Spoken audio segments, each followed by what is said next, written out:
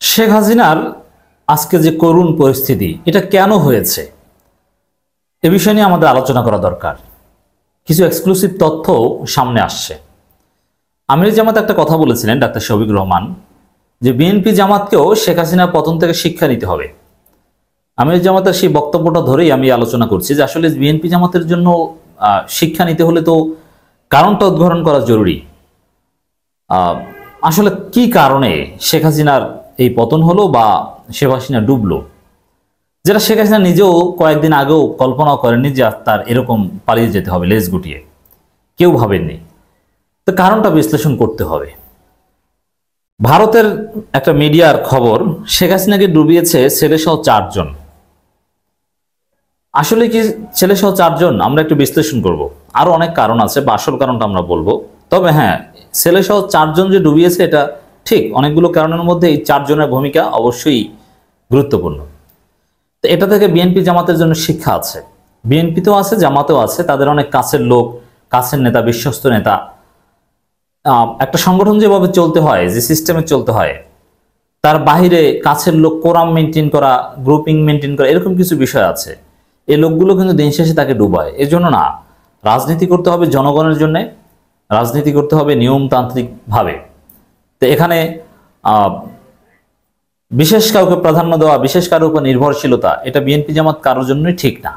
এই বিশেষ কারোর উপর নির্ভরশীলতা যে কোনো সময় তা ডুবিয়ে দিতে পারে, অথবা কারোর উপর নির্ভর করলে সেটা দীর্ঘমেয়াদে হওয়া উচিত নয়। এটা 1 মাস 1.5 মাস। দীর্ঘমেয়াদে কারোর উপর নির্ভর করলে সেই যার উপর নির্ভর করেছে সে তাকে ডুবিয়ে দিতে পারে। এটা একটা বিষয়। এখন আমরা একটু খবরটা দেখি দর্শক। কোটা সংস্কার আন্দোলনকে ঘিরে গড়ে ওঠা ছাত্র জনতার বিক্ষোভের মুখে গত 5 আগস্ট পদত্যাগ করে ভারতে পালিয়ে যান গত 16 বছর ধরে ক্ষমতায় থাকা আওয়ামী লীগ সরকারের প্রধান শেখ হাসিনা। তার হঠাৎ পতনে বিপদে পড়েন তার দলের অসংখ্য নেতাকর্মী এবং তাকে সহায়তা করা প্রশাসনিক কর্মকর্তা সহ অনেকে। এজন্য লিমিট ক্রস করলে যে কোনো সময় এরকম বিপদে পড়তে হয়। এজন্য সবার জন্য শিক্ষা, লিমিট ক্রস করা যাবে না। সবসময় মনে রাখতে হবে যে আমার যে কোনো সময় চলে যাওয়া লাগতে পারে, এবং সেটা হতে পারে যে কোনো সময় অপ্রত্যাশিতভাবে। সেভাবে সহনশীল আচরণ করতে হবে, এটা আমাদের জন্য শিক্ষা। শেখ হাসিনা হঠাৎ এই পালানকে কিভাবে দেখছেন আওয়ামী লীগের নেতারা? তারাই বা কি পরিস্থিতি আছেন? আর হাসিনা সরকারের অধঃপতনের কারণ হিসাবে কাদের দায়ী করছেন? আত্মগোপনে থাকা আওয়ামী লীগ নেতারা। আওয়ামী লীগ নেতারাই দায়ী করছে। দেখেন, এর মাধ্যমে আওয়ামী লীগের ভবিষ্যৎ রাজনীতিরও কিছু ধারণা পাওয়া যায়। এমন সব প্রশ্ন উত্তরে উঠে এসেছে ভারতীয় গণমাধ্যমে ইন্ডিয়া এক্সপ্রেস এক প্রতিবেদনে। ওই প্রতিবেদনটিতে গণমাধ্যম জানিয়েছে তারা গত 1 সপ্তাহে আত্মগোপনে থাকা এসব নেতার বেশ কয়েকজনের সাথে কথা বলতে সক্ষম হয়েছে। এসব নেতারা অভিযোগ করেছেন শেখ হাসিনাকে ডুবিয়েছে তার ছেলে সজীব ওয়াজেদ জয় সহ 4 জন। এর মানে যারা এখন আত্মগোপনে আছে, যারা দেশ ছেড়ে চলে যায়নি কিন্তু দেশে আছে, তারাও অনেকে সুযোগ পেলে দেশ ছেড়ে চলে যেত, সুযোগ পায়নি বলে যায়নি। তারা ভবিষ্যতে কেউ কেউ আওয়ামী লীগের হাল ধরার চেষ্টা করবে ডেফিনেটলি। সেক্ষেত্রে সজীব ওয়াজেদ জয়কে যেহেতু কেউ মানতে চাচ্ছে না, সবাই তাকে অভিযুক্ত করছে। অতএব সজীব ওয়াজেদ জয় বাংলাদেশের রাজনীতিতে রিপেট্রিয়েট হবে, এই সুযোগটা কম। অতএব জয় ইজ আউট বলা যায়। জয় হাসিনাকে ডুবিয়েছে, সেই জয়কে কি আওয়ামী লীগের আত্মগোপনে থাকা নেতাকর্মীরা মানবে? কখনোই মানবে না। অতএব শেখ পরিবার মুক্ত রাজনীতি হতে পারে। অবশ্য শেখ সেলিম রিপেট্রিয়েট হতে পারে, একটা সম্ভাবনা রয়েছে। কেউ কেউ বলছেন যে পরবর্তী আওয়ামী লীগ ঘুরে দাঁড়ালে সেটা শেখ সেলিমের নেতৃত্বে ঘুরে দাঁড়াবে, এবং শেখ সেলিমের সাথে বিএনপি জামাতেরও ভালো সম্পর্ক, জামাতের সাথেও ভালো সম্পর্ক। অনেকে জানেন না, যারা জানেন না তাদের অবগতির জন্য জানেন, শেখ সেলিমের সাথে জামাত ইসলামীর অত্যন্ত ভালো সম্পর্ক রয়েছে। আমি জেনে শুনে বলছি।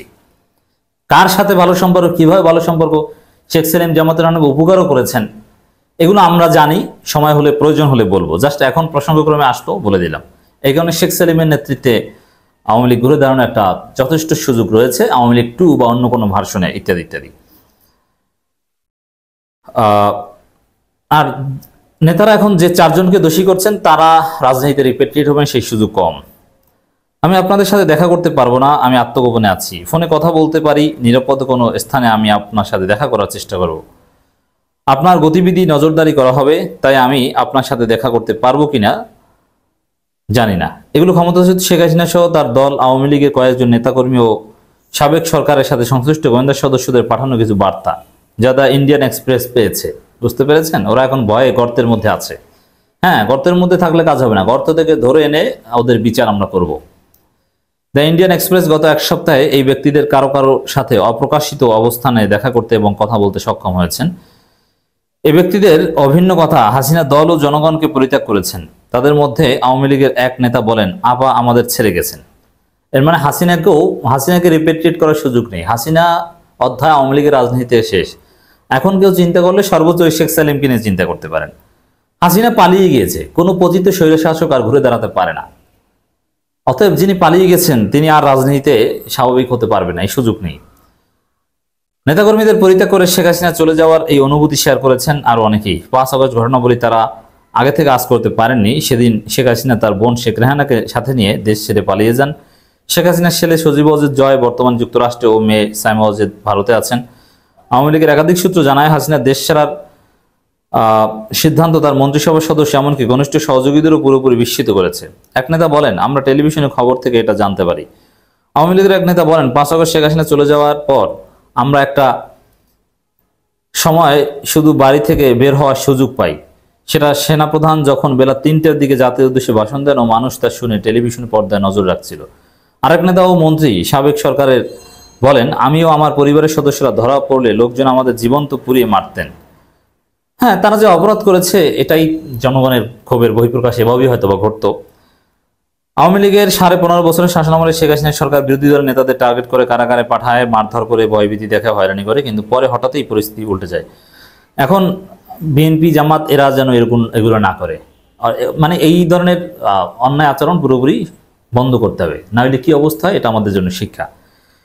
সাম্প্রতিকতম ঘটনায় শেখ হাসিনার পতন ও দেশ ত্যাগ খানিকটা পেছনে তাকালে দেখা যাবে ঘটনা প্রবাহে কেউ কেউ হাসিনা সরকারের, বিশেষ করে গত জুলাই শিক্ষার্থী বিক্ষোভকারীদের উপর গুলি চালানোর ঘটনা দুঃখ প্রকাশ করেছেন। পরে 3 থেকে 4 আগস্ট ছাত্র জনতা রাস্তায় নেমে আসেন। 5 আগস্ট বিক্ষোভকারীরা কারফিউ ভাঙেন। সেদিন সরকারের পতন ঘটে। হাসিনাকে ডুবিয়েছে 4 জন। এই 4 জনের নামটা একটু আমাদের জানা দরকার। আওয়ামী লীগ সরকারের পতনের জন্য আত্মগোপনে থাকা এই নেতাদের একজন দলের অভ্যন্তরীণ একটি স্বার্থগোষ্ঠীকে দায়ী করে বলেন, তিনি মানে শেখ হাসিনা আমাদের কথা শোনেননি। এই গোষ্ঠীকে গ্যাং অফ 4 বলে আখ্যায়িত করেন তাদের নেতাদের একজন। তিনি বলেন, গোষ্ঠীটি শেখ হাসিনাকে বাস্তব অবস্থা বুঝতে দেয়নি। এই 4 নেতা হলেন শেখ হাসিনার ছেলে ও তথ্য প্রযুক্তি উপদেষ্টা সজীব ওয়াজেদ জয়, বিনিয়োগ উপদেষ্টা সালমান এফ রহমান, আওয়ামী লীগের সাধারণ সম্পাদক ওবায়দুল কাদের, সাবেক স্বরাষ্ট্রমন্ত্রী আসাদুজ্জামান খান। অথবা এই 4 জনকে আওয়ামী লীগের লোকজনও যেখানে পাবেন সেখানে ওদেরকে ধরে উচিত শিক্ষা দিবেন, আর তারপর আমাদের হাতে ধরে দিবেন, আর আমরা সেনাবাহিনীর হাতে, পুলিশের হাতে তুলে দেব। সজীব ওয়াজেদ জয় পারলে আসুক না দেশে, ফেসবুক লাইভ করে 2 দিন পর ওর লাইভ কেউ শেয়ার করবেন, ওর লাইভ যে শেয়ার করবে তাকেও ধরা হবে, আমরা আগেও বলেছি। আওয়ামী লীগের এই নেতা বলেন, 4 জনের এই দল তার পতনের নেতৃত্ব দিয়েছে। এই ব্যক্তি তাদের উপর ছিল অন্ধবিশ্বাস, তারা যে সহজাত রাজনৈতিক প্রজ্ঞা ছিল তা তিনি তাদের কারণে হারিয়েছেন। দেখেন, আরো নানান আলাপ আলোচনা এখানে আছে। এটা কি আসলে ঠিক যে 4 জনেই হাসিনাকে ডুবিয়েছে? এই 4 জন হাসিনাকে ডুবানোর অনেকগুলো কারণের মধ্যে একটা, কিন্তু একমাত্র কারণ নয়। এটা হচ্ছে আমার বিশ্লেষণ। তবে হাসিনা ডুবেছে হাসিনা নিজের কারণে, এটা হচ্ছে প্রধান কারণ। হাসিনা নিজেই একজন সাইকো, একজন প্যাথোলজিক্যাল লায়ার, একজন সিরিয়াল কিলার, এবং তিনি কারাগারে ঢুকেও আসামিকে, মৃত্যুদণ্ডপ্রাপ্ত আসামিকে জবাই করেছেন। এই অভিযোগ, সত্য অভিযোগ তার বিরুদ্ধে আছে। এর মানে হাসিনা ভয়ানকভাবে বিকারগ্রস্ত একজন লোক। এবং হাসিনার যে ফেসিবাদী আরেক স্বৈরশাসক, পতিত স্বৈরশাসক মুজিবের কন্যা, এই মুজিবের আদর্শ ধারণ করত। আর মুজিব হাসিনার চাইতেও ভয়ঙ্কর অপরাধী ছিল, গণহত্যাকারী, ফেসিবাদী। অতএব মূলত হাসিনা এবং তার বাবা মুজিব, এই 2 জনার যে চরিত্র, এই চরিত্রই তাদের জন্য অনিবার্য ধ্বংস ডেকে এনেছে। এটাকে আমি সবার আগে দায়ী করবো। অতএব কেউ যদি আওয়ামী লীগের হয়ে নতুনভাবে রাজনীতি করতে যান, হাসিনা এবং মুজিব ওদের নাম নিয়েন না।